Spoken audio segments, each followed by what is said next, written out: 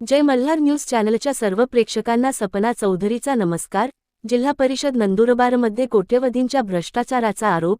जिल्हा परिषद मुख्य कार्यकारी अधिकारी यांना निवेदन, गुन्हे दाखल न झाल्यास तीव्र आंदोलनाचा इशारा।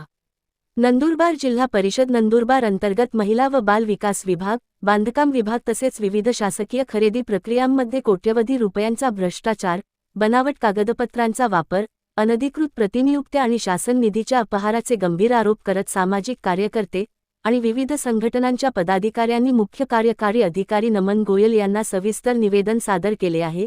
निवेदनात अनेक गंभीर मुद्दे उपस्थित करण्यात आले असून संबंधित अधिकारी, कर्मचारी व ठेकेदारांविरुद्ध फौजदारी गुन्हे दाखल करण्याची मागणी करण्यात आली आहे।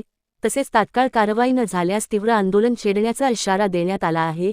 निवेदनानुसार शासन निर्णयाचे उल्लंघन करून विभागीय आयुक्तांची पूर्वपरवानगी न घेता जिल्हा परिषदेत मोठ्या प्रमाणावर प्रतिनियुक्त्या करण्यात आल्या आहेत।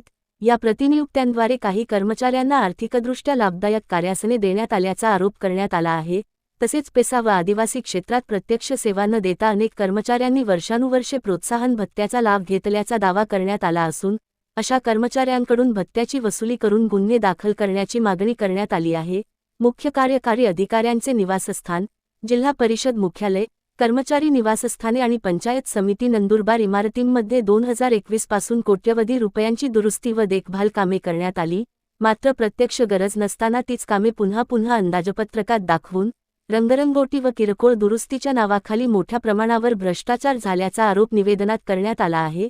या सर्व कामांची मंजुरी, अंदाजपत्रके, बिले आणि प्रत्यक्ष कामांची स्वतंत्र चौकशी करण्याची मागणी करण्यात आली आहे।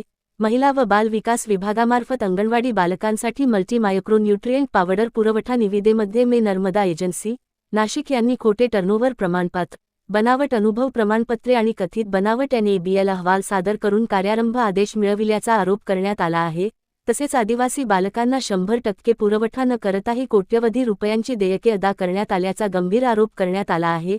काही ग्रामपंचायतींच्या बनावट लेटरहेड व शिक्क्यांचा वापर करून अनुभव प्रमाणपत्रे तयार केल्याची तक्रार निफाड पोलीस ठाण्यात दाखल झाल्याचाही उल्लेख निवेदनात करण्यात आला आहे। अंगणवाडी केंद्रांसाठी भांडे संच खरेदीच्या जेम पोर्टलवरील निविदा प्रक्रियेत काही विशिष्ट पुरवठादारांना लाभ मिळवून देण्यासाठी अतिरिक्त अटी घालण्यात आल्याचा आरोप करण्यात आला आहे। निवेदनानुसार तत्कालीन मुख्य कार्यकारी अधिकाऱ्यांची परवानगी न घेता OEM ऑथरायझेशन सर्टिफिकेट संदर्भातील अट समाविष्ट करण्यात आली। त्यानंतर काही निविदाधारकांना पात्र ठरवण्यासाठी नियमबाह्य पद्धतीने 48 तासांची मुदतवाढ देण्यात आली असल्याचा दावा करण्यात आला आहे। निवेदनात मे स्वामी एंटरप्राइजेस नंदुरबार, मे तिरुपती एंटरप्राइजेस नाशिक आणि मे नर्मदा एंटरप्राइजेस नाशिक या एजन्सींनी निविदा प्रक्रियेत बनावट किंवा संशयास्पद टर्नओव्हर प्रमाणपत्रे, खोटी आर्थिक माहिती व इतर कागदपत्रे सादर केल्याचा आरोप करण्यात आला आहे। यापैकी काही एजन्सींची GST व दुकाने, आस्थापना नोंदणी अलीकडील काळात झालेली असताना त्यांनी मागील वर्षांतील कोट्यवधी रुपयांचा टर्नओव्हर दाखविल्याने संशय निर्माण झाल्याचे निवेदनात नमूद करण्यात आले आहे। तसेच काही टर्नओव्हर प्रमाणपत्रांच्या UDIN पडताळणीत तफावत आढळल्याचा दावा करण्यात आला असून त्याचा उल्लेख चौकशी समितीच्या अहवालातही असल्याचे निवेदनात म्हटले आहे। 27 जानेवारी 2026 रोजी सादर झालेल्या चौकशी समितीच्या अहवालानंतरही संबंधित अधिकारी, कर्मचारी व ठेकेदारांवर कोणतीही कारवाई करण्यात आलेली नसल्याचा आरोप करण्यात आला आहे। त्यामुळे प्रशासन भ्रष्टाचार करणाऱ्यांना संरक्षण देत असल्याचा आरोप निवेदनकर्त्यांनी केला आहे। सादर निवेदनानुसार यापूर्वीही अनेक तक्रारी, पुरावे आणि निवेदने प्रशासनाला देण्यात आली आहेत। मात्र अद्याप कोणतीही ठोस कारवाई झालेली नसल्याने संबंधितांवर तत्काळ गुन्हे दाखल करावेत, अन्यथा तीव्र लोकांदोलन छेडण्यात येईल, असा इशारा निवेदनकर्त्यांनी दिला आहे। निवेदनावर सामाजिक न्याय हक्क परिषदेचे अध्यक्ष अरुण P. रामराजे, राहुल कुमार, लोकसंघर्ष मोर्चाचे महेंद्र पाटील, मंगलदास पानपाटील, काथा विरजी वसावे, अशोक दामू पाडवी, रमेश रामजी नाईक आणि सचिन जमादार यांच्यासह अनेकांच्या स्वाक्षऱ्या आहेत। दरम्यान निवेदनातील आरोपांची सत्यता व प्रशासनाची भूमिका समजून घेण्यासाठी जिल्हा परिषद प्रशासनाकडून अधिकृत प्रतिक्रिया मिळणे अपेक्षित आहे। सपना चौधरी, जय मल्हार न्यूज नंदुरबार। आज या ठिकाणी जिल्हा परिषदेच्या विविध विभागामध्ये जो काही भ्रष्टाचार झालेला आहे त्याच्या विरोधामध्ये लोकसंघर्ष मोर्चाच्या माध्यमातून तसेच विविध सामाजिक संघटना, सामाजिक न्याय परिषद यांच्या माध्यमातून आम्ही या ठिकाणी उपोषणाला बसलो आहोत। आमचा प्रमुख मुद्दा असा आहे की आम्ही गेली 4 महिन्यापासून या नंदुरबार जिल्हा परिषदेच्या बांधकाम विभागामध्ये, महिला बाल कल्याण विभागामध्ये जो काही भ्रष्टाचार कोट्यवधी रुपयाचा झालेला आहे त्या संदर्भामध्ये निवेदन देत आहोत. तो भ्रष्टाचार कसा झालेला आहे या संदर्भामध्ये सर्व पुरावे दिले गेलेले आहेत.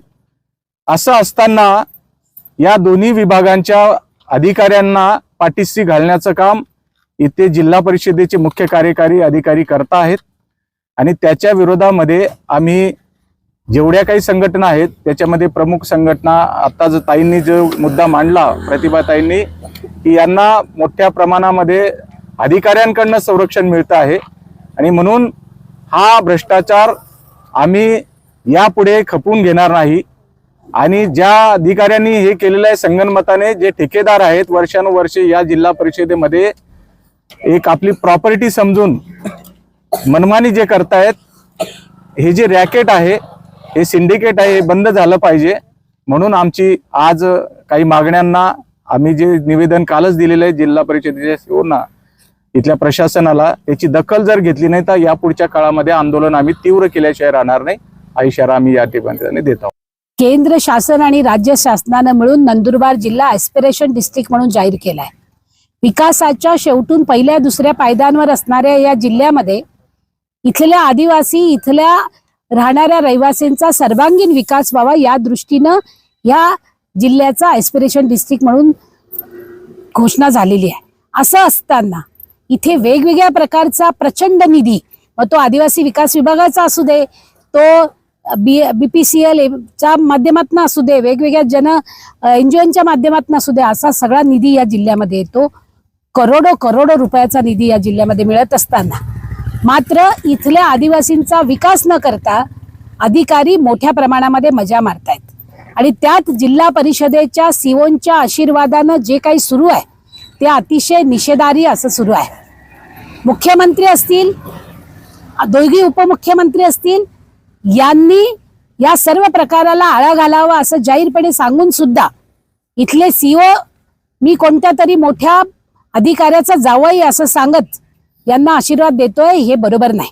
त्याच्यामध्ये ज्या गोष्टी येत आहेत, पहिली गोष्ट की पेसा कायदा असताना कुठल्याही कर्मचाऱ्यांची प्रतिनियुक्ती करता येत नाही आणि अगदीच करायची असेल तर कारणं दाखवून आयुक्तांची परवानगी घ्यावी लागते.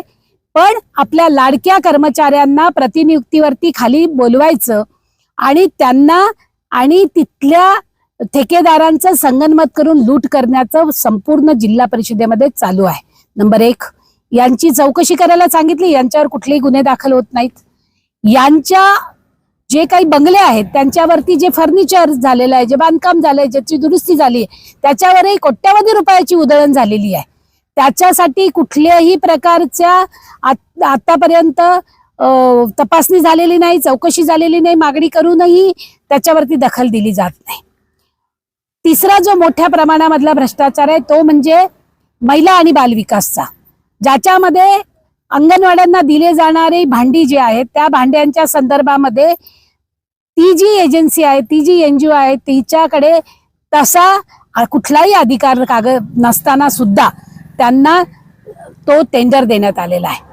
आणि सगळ्यात महत्वाचं, ह्या जिल्ह्यामध्ये सिकल सेल, कुपोषण, अॅनेमिक महिला असं असताना सुद्धा त्यांच्यासाठी जे पूरक पोषक आहार दिलं जातं, जे सप्लिमेंट दिलं जातं, ते देणारी जी एजन्सी आहे ती निव्वळ बनावट आहे.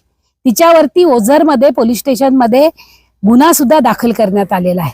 असं असताना तिला ठेका देण्याचा आग्रह इथल्या महिला बालकल्याण यांचा डेप्टी सीओचा काय आहे आणि सीओचा त्याला का आशीर्वाद आहे, हा आमचा प्रश्न आहे. आणि त्यांनी जो आहार दिलेला आहे त्याच्यामध्ये शेंगदाणे दिलेले आहेत आणि हा निव्वळ फार मोठ्या प्रमाणाचा भ्रष्टाचार आहे आणि तोही पुरेसा कुठे दिलेला नाही. हे महायुती म्हणून आम्ही खपवून घेणार नाही. म्हणून लोकसंघर्ष मोर्चाच्या सोबत मी आज इथे त्यांच्या आंदोलनाला पाठिंबा द्यायला